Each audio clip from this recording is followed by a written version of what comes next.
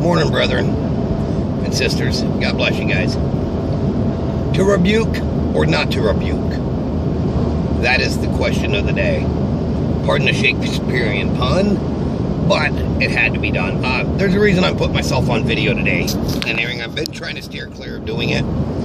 But I want people to see who I am for a minute. Because this comes from the heart. And this short little message comes from the heart for a reason. I had to rebuke somebody yesterday, openly rebuke a Christian. And because the way they had been applying their theology, and I'm going to call it theology, whether novice or not, I'm going to call it theology. It's a vain theology. So, and it's a vain teaching method. And it's a very poor example of teaching, and I'm not gonna pull away from what I said about it, and I'm not gonna retract anything I said on that page about it.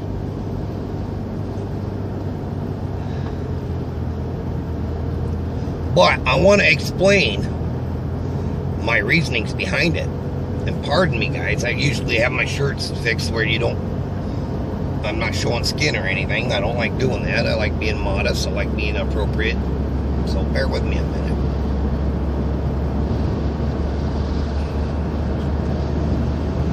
But I want to clarify it. Why my point of view is such. And the only way I can do that is to put a video out. Because I don't have internet at home. I have just my cell phone that's broke. I can't spell worth a darn on it because of it being broke. But that's digress. I'm going to digress back to the subject, to rebuke or not to rebuke. Because that is the question. When to rebuke and when not to rebuke. And the improper way of ministering versus the proper, godly way of ministering to people. Many a times I've been in these assemblies they call churches nowadays, and I see people, and the leaders, the elders doing this.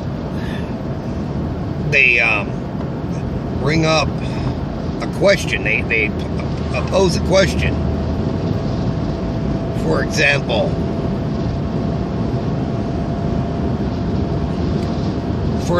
I'll use this one. How far is the east to the west? Now, there will be a million theories on how far the east is to the west, when the actual answer is really simple. It's mathematically, biblically, 0. Because we don't know where it begins and where it ends. Because he didn't give us enough description of what he is talking about. That is called a loaded, baited question. And it sets the people up in the congregations for being looked to be a fool or made a fool of them.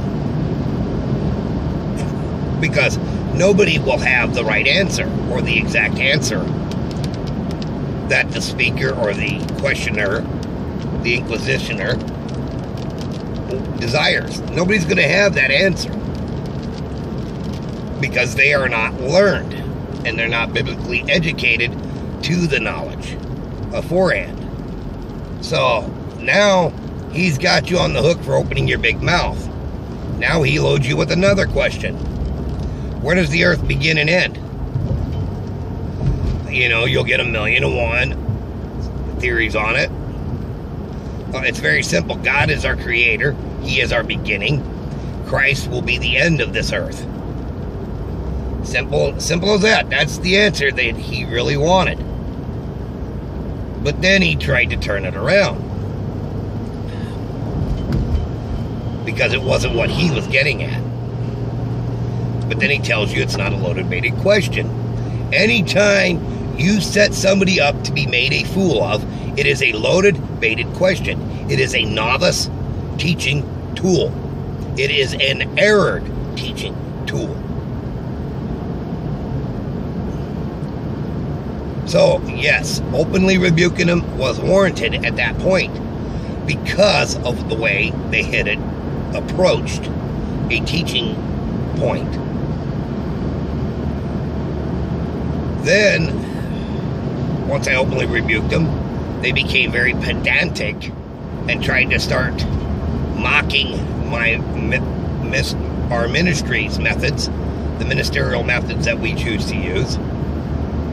Me as a person, because he was offended, he got offended through pride that he was rebuked the way he was rebuked.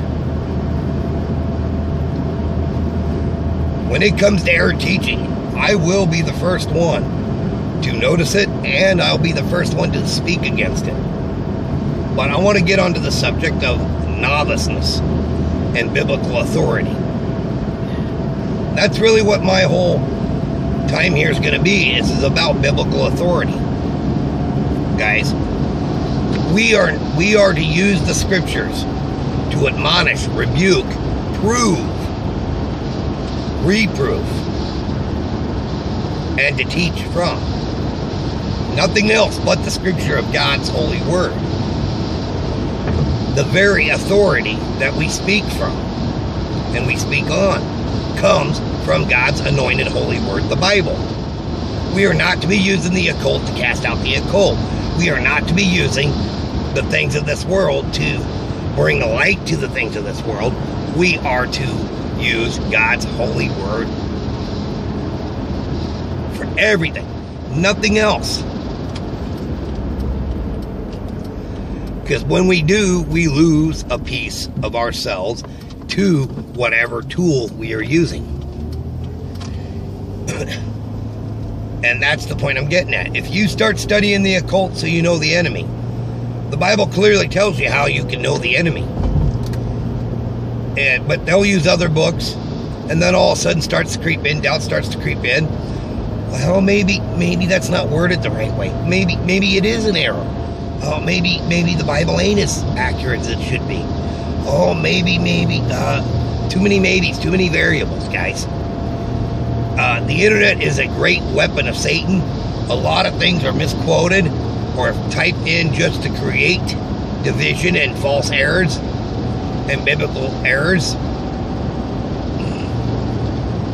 And that's the point I'm getting at, guys. What you see on the internet is not always biblically accurate and should be tested by the scripture. If you can verify the scripture to be exact and that it came from the Bible and that the facts came from a book, I would rather go with a book confirming what was said by the Bible than the internet. Because Wikipedia is full of errors, and all you're seeing by history is one person's point of view on a subject. You will not see the facts that support the truth that's in the Bible. But then you're gonna claim that the Bible's in error and that the King James Version Bible is not an accurate translation of God's holy word, when in fact it is. And I use strictly the 1611 King James Version, and the reason I use that version, and I'm going to say it that way, is because it is the 7th literal translation of God's holy word. There's been revisions of other translations, but 98% of them, and I'm going to say, actually, you know what, correction, 99% of them are Catholic Jesuit translations. The King James Version is not a Jesuit, not a Catholic translation of the Bible. It is the one pure English translation of the Bible. Oh, but people will say it's not. Well, it is. It is the perfect translation of the Bible from the original Hebrew and Greek manuscripts. So, but that's a different subject. But when I rebuke or admonish someone, I use scriptural basis. I use scripture to rebuke. I use scripture to call them out. I use scripture to teach from. And one of the subjects is the tongue. The scriptural language about the tongue. It's not what goes in the body, but what comes out of the mouth is what we speak. Proves who we are and who we aren't. Well, you know, it also goes with your typing. We can all deal with grammatical errors because it makes it a pain in the butt to read. I understand that. But when you're typing on a 3-inch screen and it's cracked and shattered, and you're replying to people because you don't have internet at home and on your computer, you have to use what you got. And I'm using the tools available to me. Satan doesn't want me to bring out these messages to you guys. But I don't want you guys misunderstanding what I'm saying. But if we don't use the Holy Bible for everything we do, when we're rebuking, when we're calling out the wicked, by our actions, by our words, by what we say or speak, proves either we love God or we don't. And the Bible clearly says, if they do not love God, or they do not outwardly show by their actions and deeds and their speech that they do not love God, let them be anathema maranatha. It's not my words, and I'm not placing a curse on nobody. But I want to explain that to you. If they love not God, then they are cursed unto judgment. They are cursed unto the judgments that are handed down in the Bible that God said He would give us all. But a novice would never understand that. A novice would say you were cursing them. And even a heathen would say you're cursing them. Well, you know, I'm just trying to reach people and trying to help other Christians lead others to Christ by showing them their error.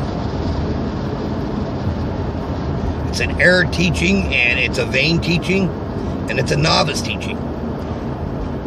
And the Bible clearly says, not a novice lest they being puffed up or pride-filled. When you start studying the occult, you start losing yourself to the occult. See, I come from first-hand experience because I walked away from God for years and years ago as a teen and a young man. Got into drugs, alcohol, witchcraft. Oh yeah, I had first-hand experience on witchcraft, guys. Okay, I know the enemy because I was the enemy at one time. And it took my mother's death to bring me out of the wickedness and brought me back to God and brought me to where God called me to truly be, because God chose me to be who I am. I didn't just wake up one morning and decide I was going to be a pastor. No, there was no novice, pride-filled self-appointing there. I researched it. I searched and I prayed and I prayed and I prayed for many days over this subject. I prayed for many days, studied for many years before I was sure of my calling. Then it happened that I received my first Samuel experience. And God doesn't show himself visually lest we die. But he does speak to us. So if you wonder why I mean first Samuel experience, you won't understand it till you have one. But I want you guys to understand that it's not that I am above you guys or I'm better than you guys. It's the fact that God has called me to a higher purpose and to a higher calling than you. And when I see novice teachings, I will call them out and I will expose them.